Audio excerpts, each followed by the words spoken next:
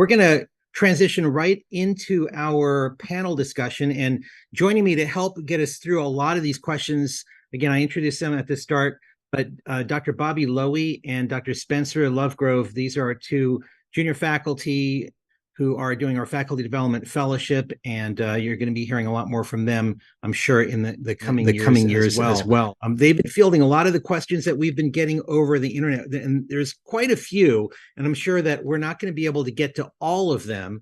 And so I guess we should probably just set some ground rules for how this panel discussion is going to go. They're going to be asking the questions. I'm going to turn the video off in just a second, but they're going to be asking the questions, and they're largely going to be directed at one or two of you, but if anyone else has a very strong opinion or wants to get into an argument, a smackdown fight about how to approach certain things, that'll be a lot more fun. But anyway, if other people have things to add, please go ahead and throw those comments in. Otherwise, we're just going to try to move quickly through the questions.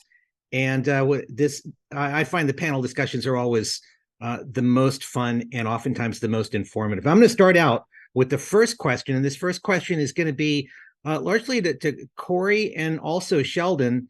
And just to keep it simple, since we've already been compressing and dancing together and singing Megan's songs together, we're going to keep things informal. We're just going to go with the first name basis, if that's okay with you all. But Corey and Sheldon, the first question has to do with the concept of electrical storm and epi.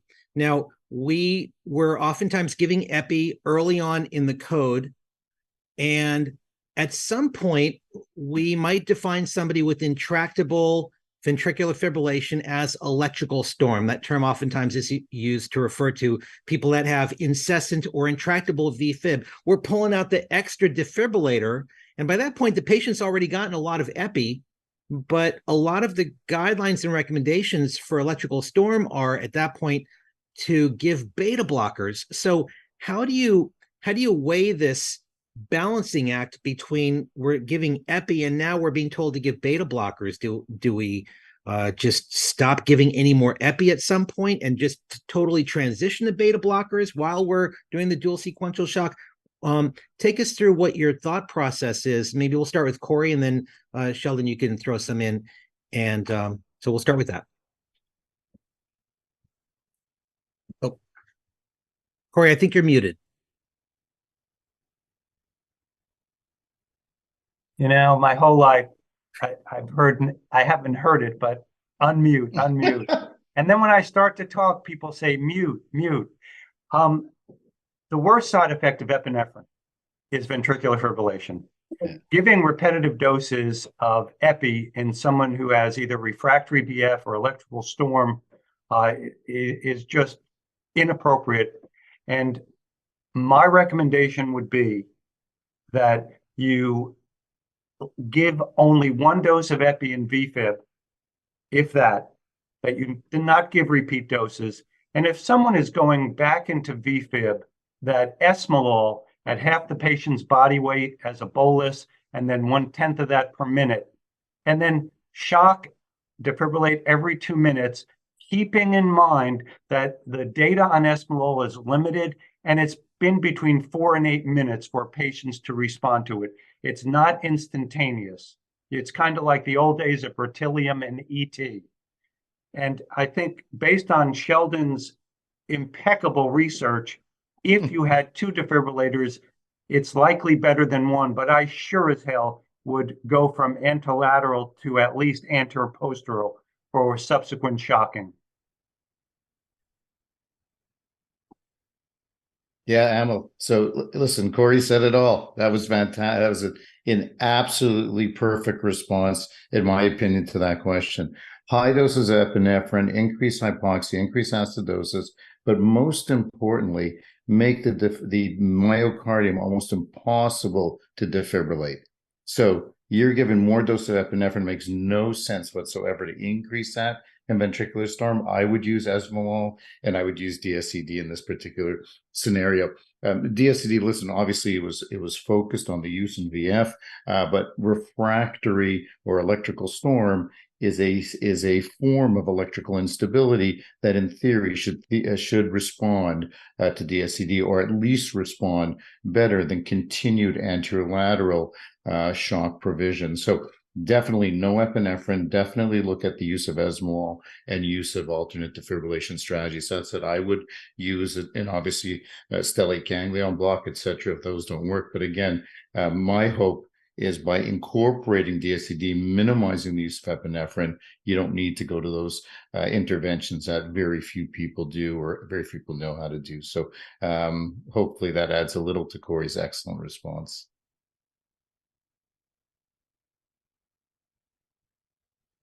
Well, thank you so much for those wonderful answers. This is Bobby Lowy here. And the first question that I have from our audience is for Dr. Haney Malamet. And a lot of folks out there really want to know if you can describe how you optimize your technique when you're performing intra-arrest pulse checks. In addition to that, a lot of people really wanted to know how you optimize your technique when a mechanical CPR device is being used.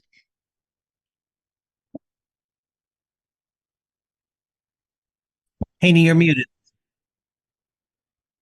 What a rookie move 3 years into the pandemic. It's a great question. And it's all about preparation when it comes to ultrasound. I try to, if I'm the code leader, I try to tell the person on the ultrasound, you have 30 seconds to get ready. That means getting your gel, figuring out what window you're going to use, whether it's going to be the parasternal long axis or the subxiphoid or the apical. Start getting ready and getting closer to the person who's doing compressions. The other thing I didn't mention in my talk is it's very important to tell the person who's pushing on the chest, as a code leader, please don't stop compressions when you hear the word rhythm check or pulse check, because the immediate impetus is to stop pushing on the chest. But if no one is ready to do those things like feel for a pulse or do the ultrasound, now everyone's sort of looking at themselves for like 3 or 4 seconds. You've lost that time. So I look at that person, I say, under no circumstances are you to stop pushing until I say so as the code leader. And then when the person who's doing the ultrasound is in place and ready to go, and we're all good, we look at each other, we're good. Okay, let's stop for the rhythm check when it's the appropriate time. And if we go 10 or 20 seconds later, it's okay. It's a little extra compressions probably helps. Now, when it comes to the mechanical CPR, that's a great question. I try to assess whether or not the subxiphoid view is good, because we don't want to take off that suction cup apparatus if it's already adhered to the patient. But at the same time, if we don't get a good view with the subxiphoid, it's absolutely fine to just go around on that plunger, if you will, and then get your window. That's going to be good for the parasternal long axis view. So hopefully that answers your question.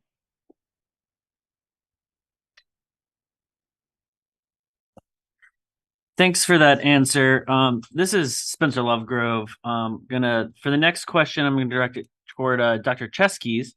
We've had a few questions that are pretty similar in nature, so I'm going to try to combine them all into one. And that would be, so why don't we just start with anterior, posterior pad placement? Why even bother with anterior lateral?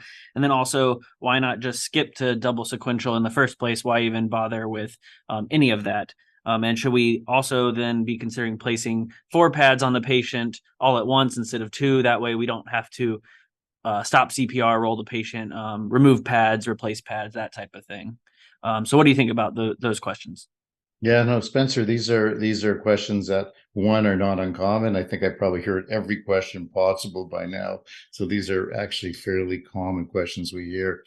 The issue about starting an AP, I probably favor AP. We didn't do it in the study, but my sense is AP and then AL, which is often easier to do with DSCD, particularly in sites that do mechanical CPR with DSCD, is actually an easier thing to do. But if you look at it from a science point of view, previous science has already looked at AL versus AP in first shock success, and there's been no difference in first shock success. What other studies haven't looked at is if one fails, what happens when you go to another, and that's what those VF look like.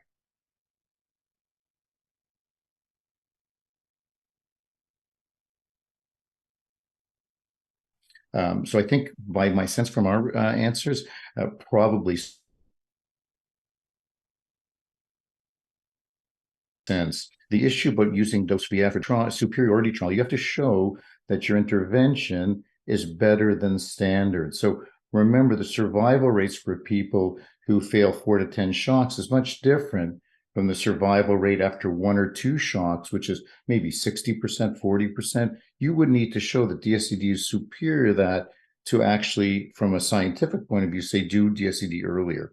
as well, my take is standard AL defibrillation is probably okay for the first couple of shocks. It's after that that I think there's no role for it any further with ECMO, with DSCD, with vector change.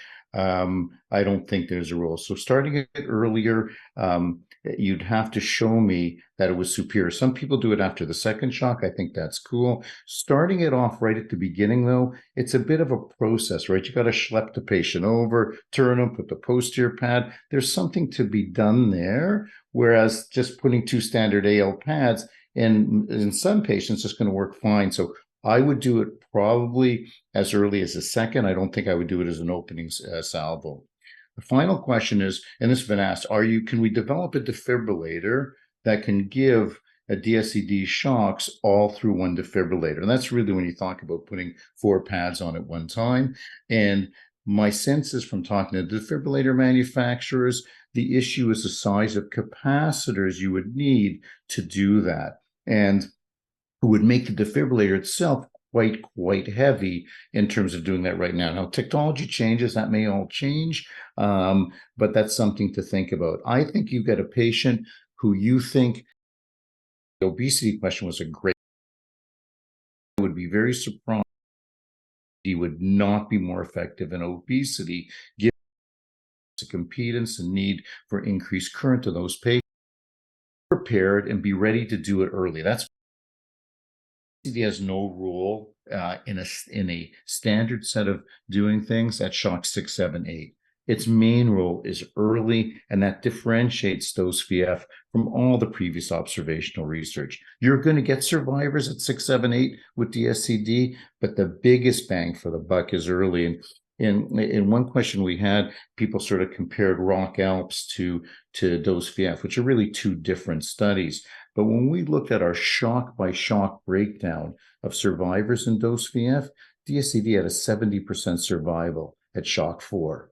Like it's not comparable to anything else or other interventions we've done. So hopefully I've been able to stress the need to do it early, choreographed care, similar to what we did in the field. And there are implications for in-hospital ED, ICU care. Most of the emails I get, most of the speaking I do now is actually not to EMS, it's to ICU and ED. And that's where that interest has sort of come. But it has to be correct. It's much more than just putting on 2 pads or putting on 4 pads. It has to be the right time, has to minimize interruptions in CPR, has to be done in the context of high quality CPR. So you do that, you're going to save more lives. That's my sense in this topic. I just want to jump in with one quick additive comment.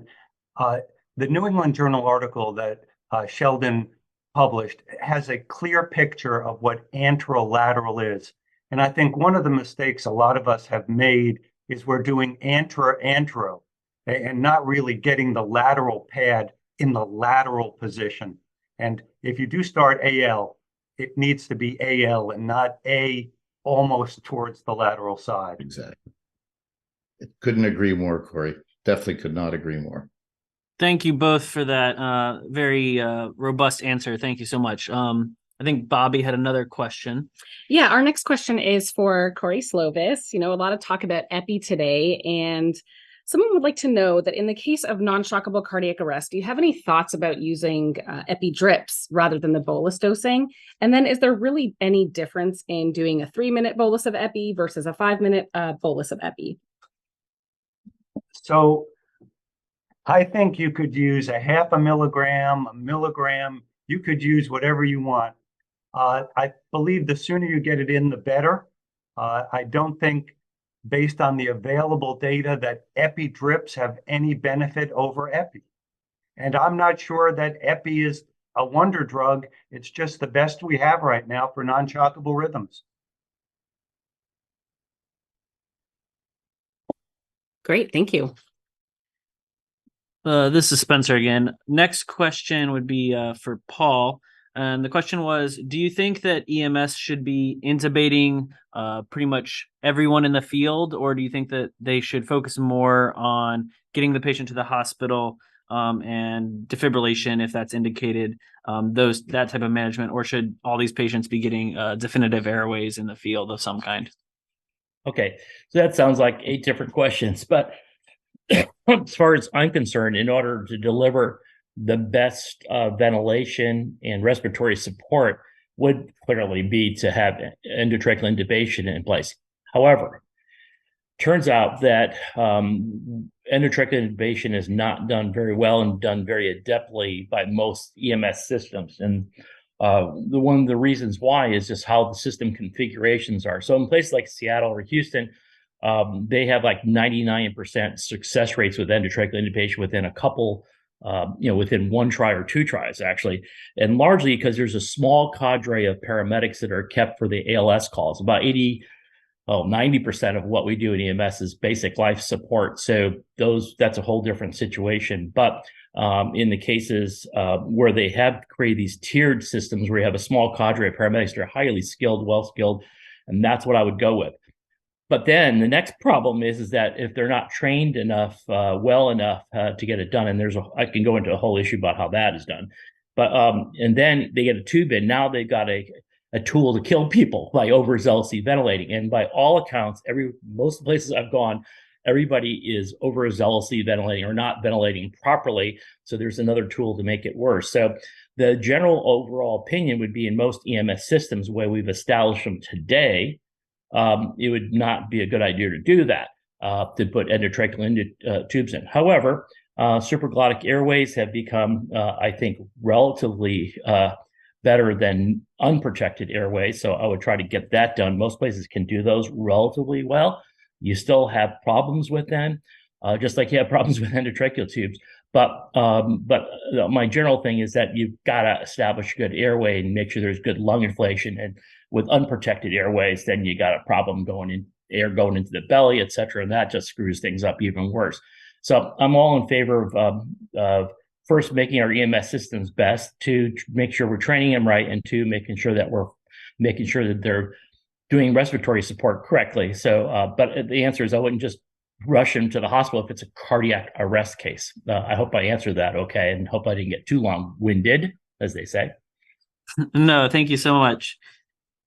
Our next question is going to be for Tarlin, who talked to us a lot today about post-arrest care. What do you think is the optimum time to get that first EKG post-ROSC? 5 minutes, 8 minutes, 10 minutes? And should we really be expecting that initial EKG to be unreliable? I don't think you should expect it to be unreliable. The first EKG, as soon as you can get it, right? So the compressions are done. You've got ROSC now. So, the time it takes for the tech to put the leads on and obtain that EKG is how long it takes. So if you can get it within the first 5 minutes post-ROSC, awesome. And that's, we want to identify those STEMIs as fast as possible, because then the patients move out and then you don't have to keep taking care of them. So, as quickly as possible is what I would say. Hey, and Tarlin, can I add that the reason why I think that person was asking the question is that after they come back, the heart is still in kind of an anoxic state. We'll have various odd-looking, complexes in that period of time. So I agree with you. Get it as soon as possible so we can figure out what we got to do. But you might do follow-ups as well to see how it's, if it is, morphing or, whatever, modifying. So I agree with you 100%, though. Thank you. Hey, great talk, by the way. I just want Thank you. Thank you. And I couldn't agree more. So, and I think both Corey and Amal teach this, which is one ECG begets another. And that is like the mantra of emergency cardiology. So it's just a snapshot in time. If you don't see what you're looking for on that first one, repeat another one within a few minutes and see if that clarifies your disposition a little bit better. Yeah, in a recent study, apropos of what Tarlin is saying, which I couldn't support more emphatically, the sooner you get the 12-lead post-ROSC, the more likely you are to see a STEMI. They often fade away, and you can miss up to 70% if you wait till hospital arrival. Excellent. Thank you all. Next question is for Megan. The question is about taking care of our hypothermic patients, and that's whether or not we have an obligation to follow the American Standards AHA guidelines if we're practicing in the United States over the European guidelines. Can we get in trouble if we go off of the European guidelines instead of the American ones. Again, if we're practicing in the United States. And then also, have you ever considered transferring a patient for ECMO while active CPR is ongoing because they're so hypothermic? Excellent questions. Thank you so much. So I think the whole reason that the American guidelines really said, honestly, you can do whatever is because there is only theoretical evidence for the delaying of epi, of withholding it for longer periods of time. And so we really just don't know. And honestly, these cases are few and far between. There is not a lot of evidence in the accidental hypothermia patients to really say what we should or should not be doing. And so just from where we live, yes, probably the American guidelines are okay. But again, the American guidelines say you can kind of do what is standard on your standard BLS, standard ACLS. You can also withhold. So I honestly think what they're trying to say is do your best for these patients and continue with your protocol. And the second question about transporting to ECMO centers is definitely kind of the newer management for patients who have accidental hypothermia, because if you think about it, there's two methods of rewarming. There's traditional rewarming, which is trying to get the patient up from whatever temperature they start at. And we used to do, and we can still do, thoracic lavage, bladder lavage, warm air, warm IV fluids, but all of that is much less effective than actually doing ECLS, so extracorporeal life support. And the studies show that using ECMO is better than cardiac bypass and other methods. So that's why ideally, if you're in a place, I would really recommend trying to get with your pre-hospital providers and seeing if you can get folks to an ECMO center, even if it's farther away. And in the European guidelines, they do recommend that if it's farther than 6 hours, so if you can transport the person to an ECMO center within 6 hours, you should do it. As opposed to 7 hours, then you should keep doing traditional rewarming. I hope that answers the questions. Yes, thank you. Okay, next question is going to be for Joelle. What are your thoughts on distal femur placement versus proximal tibia placement when it comes to IOs? Fantastic question, and actually very evidence-based. There is more support that you're going to get a correct placement and better access with a distal femur compared to the proximal tibia. I think most people are more comfortable with proximal tibia, but when you do cadaver studies and you look at dislodgement and appropriate placement, the distal femur actually works better. But we need to train to it. We need to look at, is it allowed, protocolized, like, for example, for my EMS system, we're not actually allowed to place distal femur. So you have to advocate and train and change your system so that we're able to place IO in proximal tibia, distal femur, and your humeral, because humeral also works really well. Great question. One thing, Joelle, about with the humeral, it really kind of depends a little about the age and the growth plates, right, as well. So that's something that could be considered in some kids, up to a certain age. That's all. But the distal femur is the way to go. I absolutely agree. So it's true. However, if you have a patient like I had in the ER where we couldn't get access and we couldn't do the tibial, the femur didn't work, the humeral did work. And if you get that patient back alive, if they have a shorter arm, they have a shorter arm, but they're alive. Good plan. Good response. Love it. Your best. Excellent, Pearls. We're going to move back to Dr. Malamet. And this question is in regards to the dilated RV. So we all know that our RV can become dilated during cardiac arrest. Do you have any tips on differentiating between whether this is expected enlargement or actually because of a PE? If the person is already arrested or they are post-ROSC, the RV becomes wildly unreliable. That's based on some animal studies and some observational stuff. That's a change in what I trained with, where you see in a big RV, go ahead and push the thrombolytics. So I would rely on that less. Even more troubling is the fact of people who are peri-arrest, and you look at an RV that's big. We used to think that McConnell's sign was pathognomonic for a massive PE, and in fact, it's not. 50% of people could have a right ventricular MI. So that's why I like to incorporate looking at the other large vessels that would help me with my pretest probability. Also getting good collateral. What was the patient like before they arrested? With you complaining shortness of breath or pleuritic type chest pain? Nothing will be perfect, and we're certainly not going to be sending that person who's unstable to the scanner. But I try to get as much collateral as possible, because that RV enlargement is not so reliable once they have arrested or post-ROSC. Gotcha. Thank you. Moving back to Sheldon, we've had several questions about any insight onto whether or not double sequential defibrillation can cause damage to the various the equipment, the units, the defibrillator units, and does it matter kind of what brand? Are some at risk and others are not?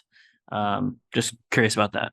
I'm so sorry. I think my my computer's freezing up, so I'm not sure that I'm locked out. If you guys can hear me, I think damn Yeah, we're hearing you now. it. Can you guys hear me? Yes, Yeah. we can hear you now. So sorry. Sheldon, we can hear you. Just keep talking. Okay. So I think it was related to defibrillator damage, and the zero chance of defibrillator damage during this trial. And So Sheldon keeps freezing. Yeah. From an EPS point of view, there's zero chance of defibrillator damage using sequence. And what I have heard him say on this is there. On the other hand, long the as- simultaneous. So so sorry, because I think I'm just cutting in and out. So I'm really Yeah, sorry. Yes, Sheldon, you if are. I think Try turning your video off, and that might help the audio. Okay, that might help me. Okay. How about now? Yep. yeah. Clear. Okay. So I hope I'm answering the question, because I think I'm only hearing bits and parts of it. But at the end of the day, we think it's greatly overblown. The other issue that we think also is problematic is if you look at the evidence in the case that actually stirred up the issue of defibrillator damage. In fact, it was a case of synchronized cardioversion for unstable VT. It wasn't even DSCD for patient refractory VF, yet that case gets exploded out to an issue with the use of DSCD. It's my hope that the defibrillator companies, once the ILCORN HA guidelines change their wording so that it doesn't frighten places to actually use it. The vast majority of places right now that I've spoke around the world, many have already changed. So I don't think I think at the end of the day, people are trying to save lives with a very, very infinitesimal risk of damage to the defibrillator. And again, in my mind, zero risk with sequential DSCD. We've done DSCD with manual AED. We've done DSCD with 2 AEDs.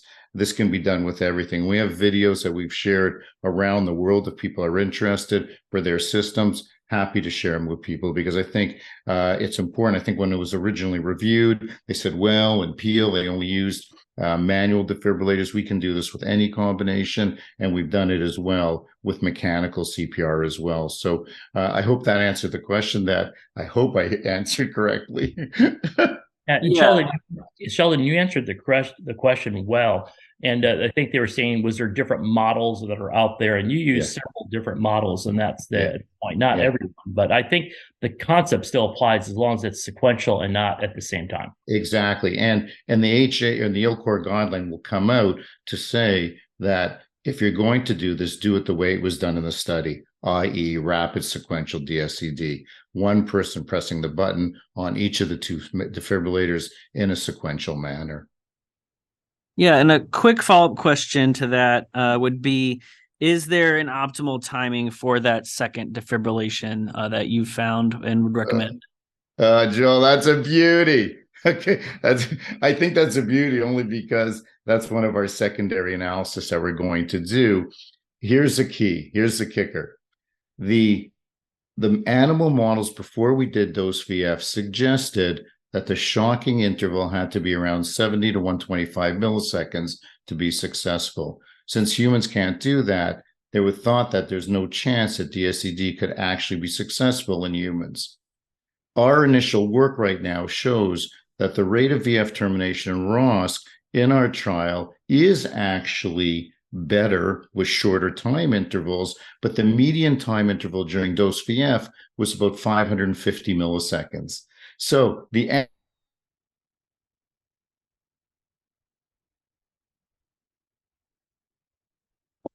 animal model would tell you, well, this can't work. You know the answer to that question. And my hypothesis for you is this.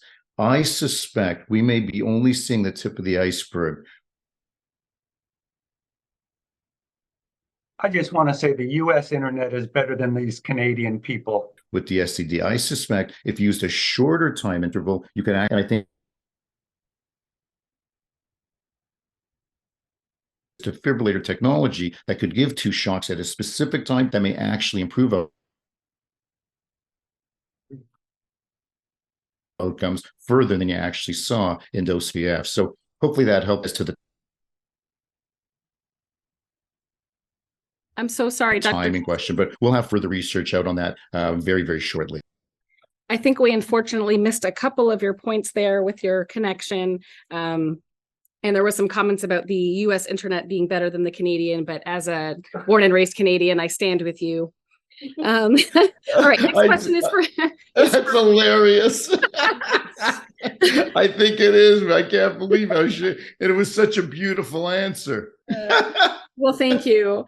So for Corey, we had a question regarding a pearl that you made about shockable out of hospital cardiac arrest and waiting for that second shock in order to give epi. And the question was just if you had more information about why this was the case. You know, is it that giving epi too early delays the shock, or is this something to do with the sympathetic overload in VFib or VTAC patients? No, when Sheldon was talking earlier about success rates in defibrillation, you have to shock someone at least 2 times or 2 or 3 times before you say they're refractory to just electricity.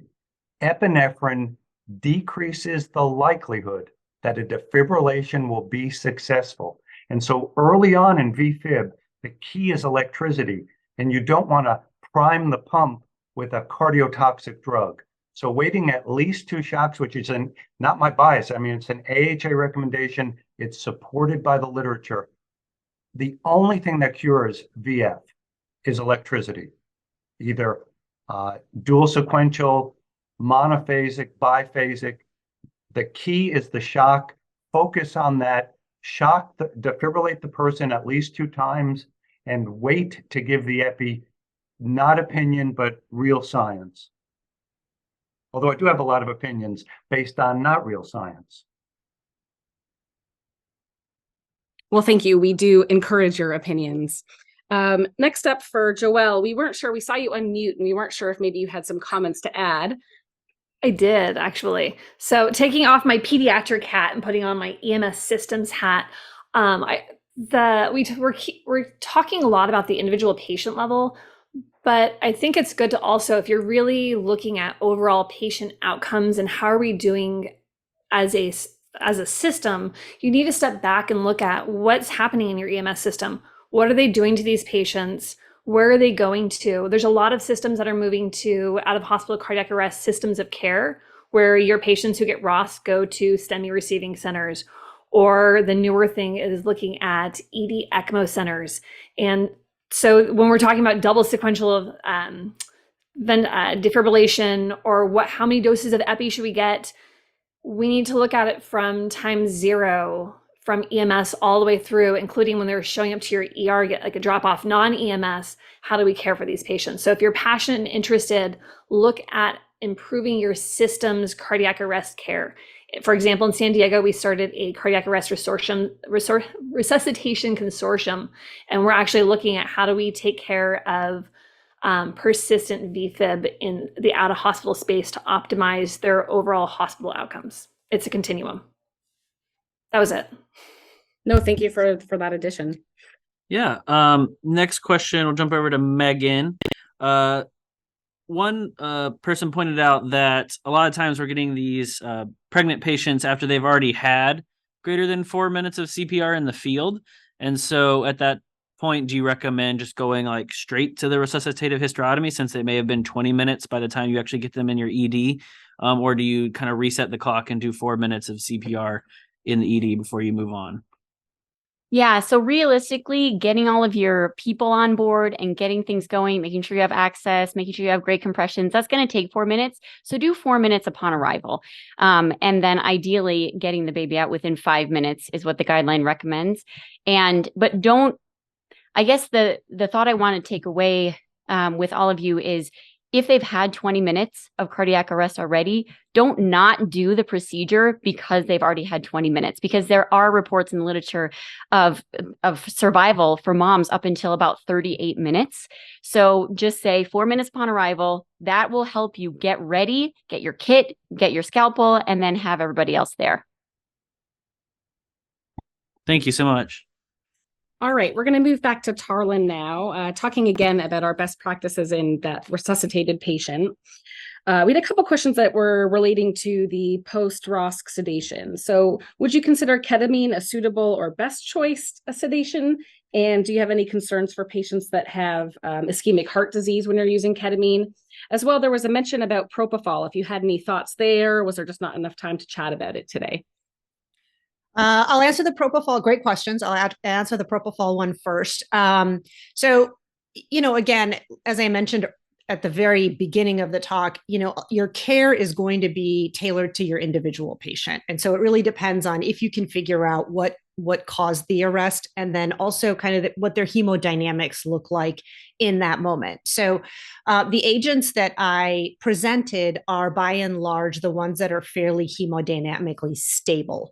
And so in a patient who is potentially unstable in that immediate post-ROSC window, propofol we know can cause some hypotension. And so if I've got a patient who post-ROSC is at risk for then developing hypotension or recurrent cardiac arrest, it's not necessarily my first choice. But again, it really just depends on the particular scenario and what caused that patient's arrest.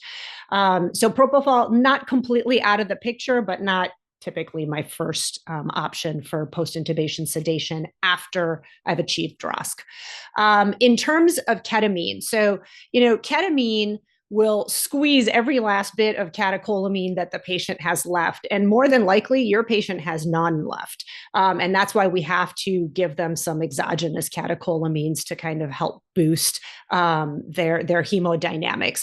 So again, great option in terms of being relatively stable in a patient who's got ischemia, underlying coronary artery disease that I'm aware of. Probably not my first choice. I'm going to lead with a fentanyl and midaz combo so that I can get the analgesia with the sedation from that combination of agents. Hopefully that answered the question. Yes, thank you. All right, next question, we're going to jump over to Paul. We've had a couple people ask how you feel about the idea of leaving someone on a vent during CPR. Maybe that would help with giving more consistent breaths and at a slower, more controlled rate. How do you feel about that? Well, you better have technology that coordinates it with the recoil phase. Generally, I think it's just not going to work out very well with the current techniques that we have. Although there are some ventilators that are being produced right now that actually will help coordinate in terms of the rate and the delivery time, et cetera. But I think I wouldn't be going to mechanical ventilators in a general sense right now. I hope I answered that effectively. Yeah, thank you. And I do have a quick follow-up question. Similar, people were asking your thoughts. I only do one question at a time. No, no, go ahead. I want to know your thoughts on impedance threshold devices and if they're useful in the arrest or post-arrest phase. Okay. Yeah. Well, just quickly to answer the question, the combination of the impedance threshold device, airway device, and the active compression decompression device were shown in clinical trials to dramatically improve survival, even out neurologically intact at a year. And we know even from arterial lines being placed in the field, by the way, you would love that probably, Tara, is that we've seen that the blood pressure will go up close to 80 systolic. So they're good devices. The study that was done, of course, was corrupted by the fact that there was really poor CPR being done in 80% of the cases. And so I'm a strong believer in them, and because we've actually been able to show in the laboratory how they work in terms of lowering intracranial pressure, so you get better flow up there, in terms of pulling more blood into the chest, and then better forward flow. And then and by the way, what's interesting is that if you have those things and then you add the gradual elevation of the head after you've enhanced the circulation significantly with those, we're getting near normal blood flows in the laboratory, and clinically we're seeing normalized end tidal CO2s. So that may obviate our whole need for epinephrine in the future, by the way, at least under those circumstances. So that's my opinion, and there's a lot of data now to support that, both in the laboratory and clinical. Thank you. The next question that we got was kind of general to the group. There was some talk about bicarb administration and cardiac arrest. And how do you all interpret your end tidal readings in patients who have received bicarb during their code? There's a lot of talk about it being unreliable. What would affect it gradually? I mean, transiently, yes, you get this load and then you'll see a change. So that means you gotta ignore it after you give them the bicarb. One of the problems with bicarb, as you kind of heard, was that you remember it causes a relative, because you won't be completely unacidotic yet, but it causes a relative shift at left shift at the tissue. So what's going to happen is that you may not load oxygen as well as you would have otherwise if you had just left it alone. That's why I never would give it to a patient with carbon monoxide poisoning, for example. So that's sort of my opinion. There are some cases where you might want to give bicarb, such as the cases where we've had the, sort of tricyclic overdoses or whatever. But by and large, we don't think it's, at least at this point in time, worthwhile giving. Anybody else have an opinion? I would just use it. I would just use it in. Oh, sorry. Go ahead, Henny. No, please. Yeah, no, I would just go ahead and I would use it in specific circumstances. I don't think there's strong evidence to use it in other situations. I'm going to give one caveat to Paul's last ITD question, because I think you have to be careful with interpretation of the data. I think the ITD works great in agencies that get it on early and do high quality CPR. I think if you do poor quality CPR and get it on late, you actually can get worse outcomes. So I think you have to be very, very careful on how to. No disagreement with that. That was the whole point with the original study that was done by the what was it called, the Resuscitation Outcomes Consortium, in that they weren't doing quality CPR often too slow or too fast, and that could actually create some more harm under those circumstances. So absolutely right. Do quality CPR, do quality ventilation, do everything right. And the earlier the intervention, the better the results. So we have no disagreements on that. All right, we're approaching an end, and so I'm going to take the liberty of asking the final question, and I'll open this up to any of you, but I'm going to start this question out to Corey and then ask maybe Joelle her thoughts, and then the rest of you can chime in also. Something I've heard a handful of you discussed before is the idea of shocking asystole. It's something that we all were taught that you don't do, and I've heard some interesting comments from you all about that. So Corey, Joelle, and then the rest, can you tell us your thoughts about that? I feel very strongly that early in asystole, right around the time that you're giving the epi, patients should be shocked once. In a meta-analysis of the data, you can more than double the likelihood of intact neurologic survival if you routinely shock asystole. And as Haney was saying, it looks like a flat line, but the heart's still fibrillating. Asystolic patients are dead. And it's really hard to hurt a dead person. And there's no good study that shows shocking asystole once decreases the likelihood of survival. It's the opposite. The early recommendation by the American Heart was not based on studies. It was based on supposition from some atropine pharmacologic studies. And Megan, you guys have been doing that for a while out there in Salt Lake, correct? Yes, we have been doing it. And like you said, Corey, like they're already dead and the alternative to death is death. So you might as well try it if it is a very fine VF. Now, having said that, come and see my talk at SAEM about asystole, unwitnessed asystole cases, all right? But no disagreement with what we just said, by the way. We don't currently do that in San Diego. However, I am interested in learning more about the evidence because you can't hurt them even more when they're in asystole. And if there's a chance of more survival, it's worth it. Yeah, Joelle, we don't do that in Toronto either. But Corey's logic is sound. There's no question when you review the defibrillator files, and we see this with paramedics, there are cases of asystole that you'll review that clearly are fine VF. The trouble is, to change evidence, no one will do a randomized trial to look at this, but intuitively, Corey's logic makes sense. We don't do it currently because there's no guideline evidence to do it, but it does make sense. So it's a great comment, Corey. Excellent.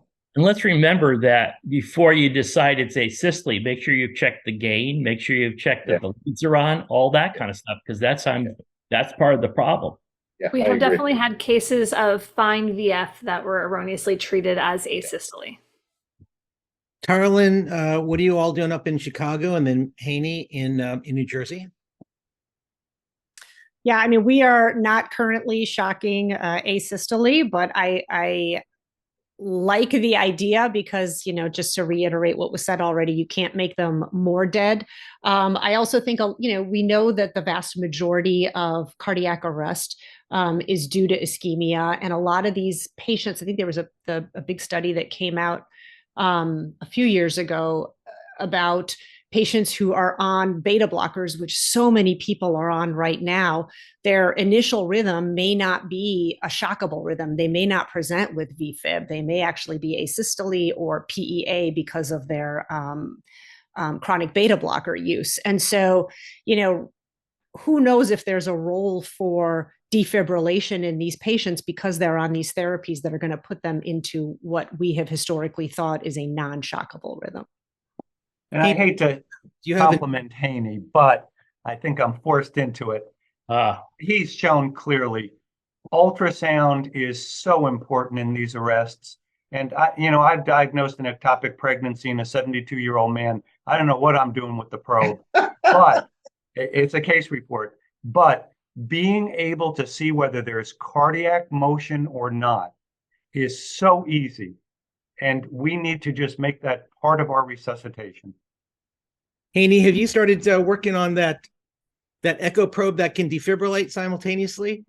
Oh, that's our secret. That's our $1 million idea. Don't tell anybody about that.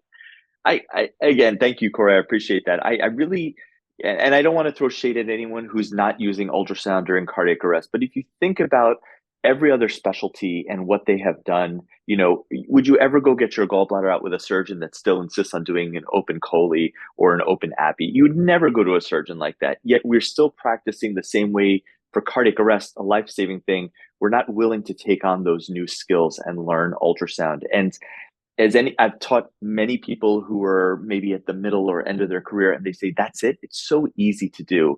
So you don't have to be a master. You don't have to learn all the subtle details of valve motions. You just basically have to put gel on a probe and stick it on a heart and see if there's movement or not.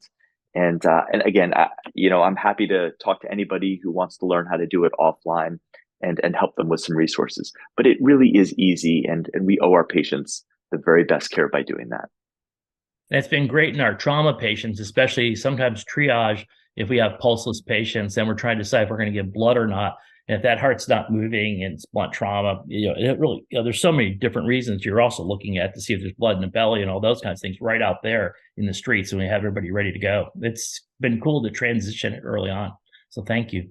Great. Well, as you said, you're certainly not going to hurt someone who's dead. But I think it's appropriate to finish up with a quote from The Princess Bride. You better make sure that your patient's not mostly dead before you shock them. Mm-hmm. With that, I think we are at our time's end. And this has just been an absolutely wonderful morning, I think, for everybody who's been watching. Certainly for me, I've learned so much from listening to every one of you. Corey, Haney, Paul, Sheldon, Megan, Tarlin, and Joelle, you all are superstars. And I think more than anything, from the pearls that you guys have taught, there's lives that are going to be saved because of this. And so kudos to all of you. And that's really why we all do this, to save lives. And I'm confident that your work today is going to save lives. So thank you all very, very much. Thanks to everybody out there who's joined us today, and you'll be getting copies of the videos. Once again, my thanks to my colleagues here, Lean, Bobby and Spencer, and also the behind the scenes folks, Michael Bond, Doreen, and Andy Gosson. Thank you all so much for making today happen. And I look forward to staying in touch with all of you in the coming months. Thank you all. Take care. Thank you.